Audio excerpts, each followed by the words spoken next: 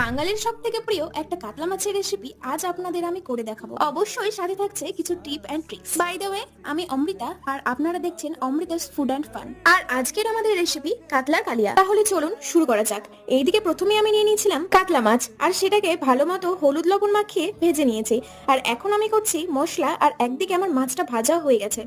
আর এরপর আমি তেলের মধ্যে জিরে আর লঙ্কা সাথে তেজপাতা দিয়ে দিয়েছি। আর এবার হালকা হালকা করে ছেড়ে দেব পেঁয়াজ। আর তারপর পেঁয়াজগুলোকে লাল লাল করে ভেজে নেব। আর এইদিকে আমার কিন্তু পেস্ট কমপ্লিট। তাহলে চলুন এবার ভাজা পেঁয়াজের মধ্যে হলুদ আর লবণ দিয়ে ভালো মতো ভেজে নেব। তারপর বানানো পেস্টটাকে ভাজার মধ্যে দিয়ে দেব। আর তারপর কয়েকটা কাঁচা লঙ্কা সাথে টক দই দিয়ে দেব। আর এরপর ভালো মতো মশলাটাকে কষানোর পর দিয়ে দেব খানিকটা জল। তারপর জলটাকে ফুটিয়ে ছেড়ে দেব এক এক করে ভাজা মাছগুলো।